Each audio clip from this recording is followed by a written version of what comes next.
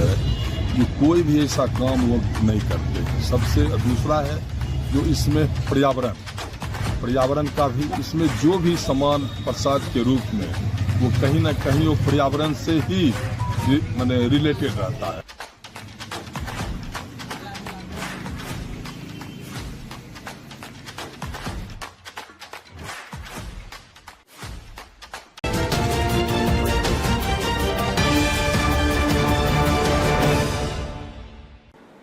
नमस्कार, स्वागत है आपका बेगूसराय न्यूज प्लेटफॉर्म में।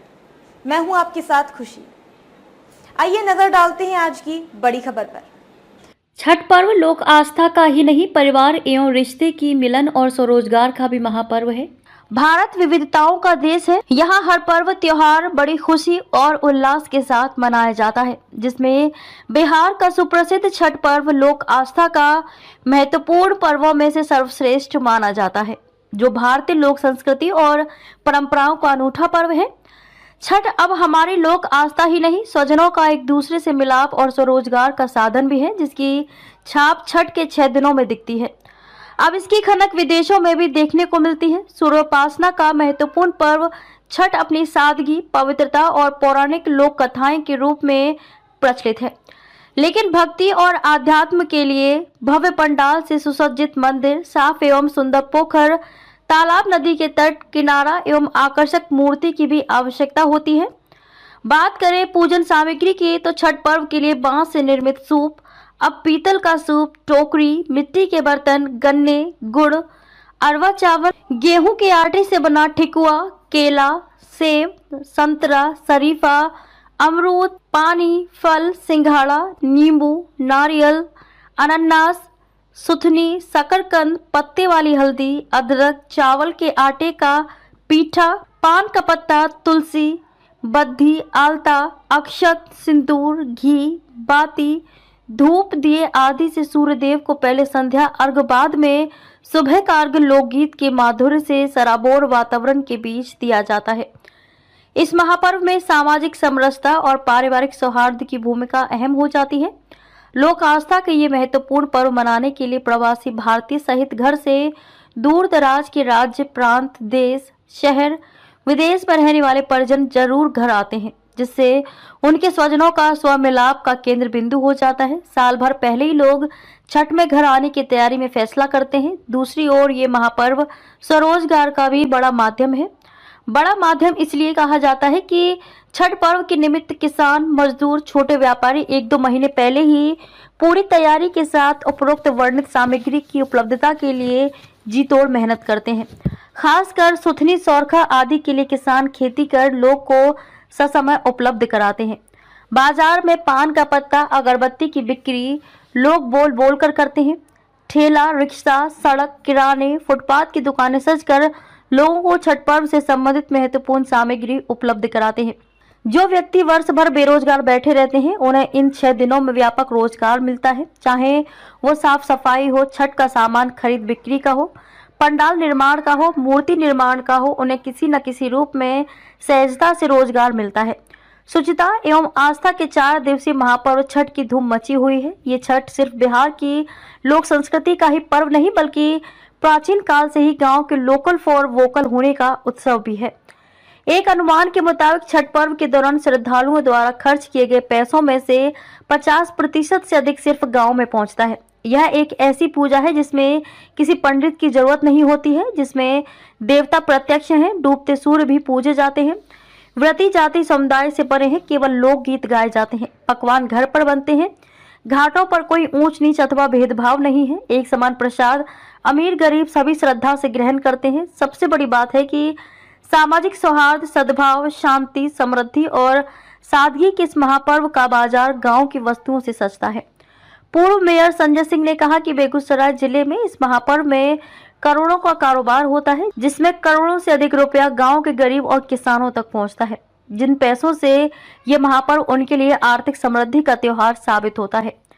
किसानों द्वारा उपजाए जाने वाली सुथनी की भले ही आम दिनों में कोई महत्व ना हो, लेकिन छठ में महत्वपूर्ण माना जाता है। हल्दी तो हल्दी के पत्ते भी किसानों को अतिरिक्त आय दे जाते हैं।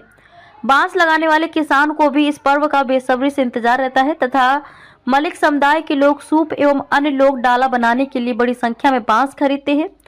केराव, मटर, शरीफा, पानी फल, सिंघाड़ा, दीपक, अमरूद, केला, पान का पत्ता, फूल माला, अदरक, मूली, गन्ना, आम की लकड़ी, ओल, गुड़, डाब, नींबू, गोयडा तथा गाय का दूध भी किसी फैक्ट्री में नहीं बनता है बल्कि गांव से ही आता है। इस वर्ष गांव से लेकर शहर तक का बाजार ग्रामीण उत्पादों से भर चुका है। कहीं सुथनी बिक रहा है तो कहीं ओल, अलहुआ, गन्ना, हल्दी का पत्ता, पानी फल, सिंघाड़ा, चीनी का सांच आदि और तमाम जगहों पर लोगों की भीड़ जुटी हुई है।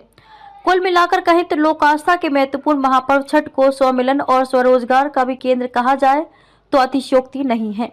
प्रवासी ट्रेन से भर भर कर आ चुके हैं तो बाजार में लोगों की भीड़ उमड़ पड़ी है। लोक आस्था के इस महापर्व को किस रूप में देखा जाता है?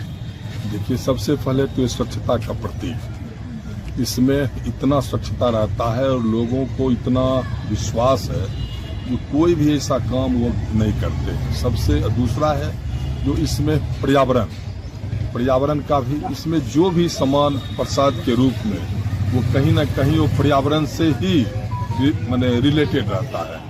दूसरा तीसरा है जो यहाँ इस पर्व में, ये 4 दिन का पर्व होता है, इसमें बहुत सारे लोगों को रोजगार भी मिलता है।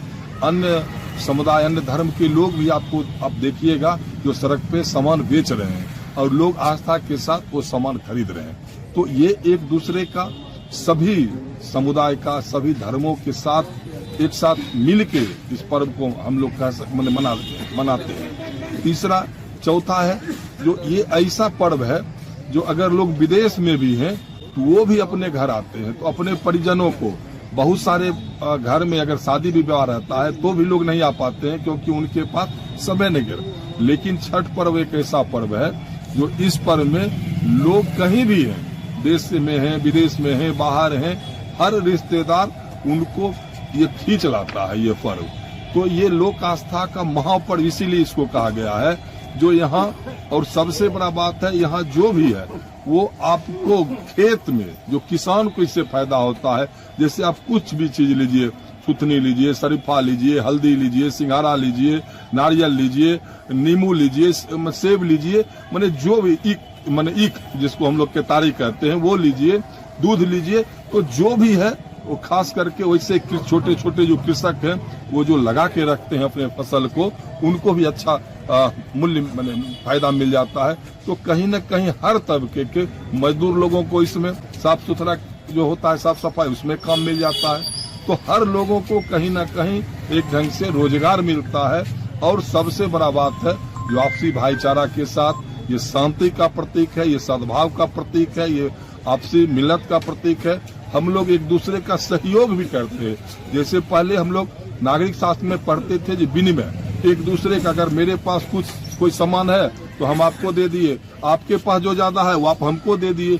इसमें ये भी होता है, अगर किन्हीं के खेत में हल्दी है तो वो हल्दी बांट रहे हैं, किन्हीं के खेत में ईख लगा हुआ है तो ईख बांट रहे हैं, किन्हीं के पास दूध है तो दूध दे रहे हैं। और कुछ सामाजिक कार्यकर्ता जो है वो भी लोगों को, जो हमारे छठव्रती श्रद्धालु हैं, उनके बीच भी वितरण करते हैं, फल का, दूध का, कपड़ा का। तो इससे एकदम भाईचारा और आपसी मिलत का सबसे प्रतीक है और इसीलिए इसको लोक आस्था का महापर्व कहा गया है। तो मैं तमाम छठव्रतियों को, तमाम श्रद्धालुओं को और तमाम बेगूसराय जिला वासियों को फिर से एक बार छठ पर्व की बधाई और शुभकामना देता हूं। जो हम लोग भगवान भास्कर से यही प्रार्थना करें जो हमारा राज्य, हमारा देश, हमारा जिला, हमारा समाज सुख, शांति और समृद्धि आए, और भगवान भास्कर से ही प्रार्थना करना हम लोगों को। बिहार के बेगूसराय से बेगूसराय न्यूज प्लेटफॉर्म के लिए सीईओ दिवाकर कुमार की एक्सक्लूसिव रिपोर्ट। खबरों में अब तक के लिए बस इतना ही। फिर होगी आपसे मुलाकात ऐसी ही एक और बड़ी खबर के साथ। तब तक के लिए नमस्कार और देखते रहिए बेगूसराय न्यूज प्लेटफॉर्म। अगर आप हमारी न्यूज को YouTube पर देख रहे हैं तो हमारे चैनल को सब्सक्राइब करें और तुरंत नोटिफिकेशन पाने के लिए बेल आइकन को प्रेस करें। अगर आप हमारी न्यूज को Facebook पर देख रहे हैं तो हमारे चैनल को फॉलो करना ना भूलें।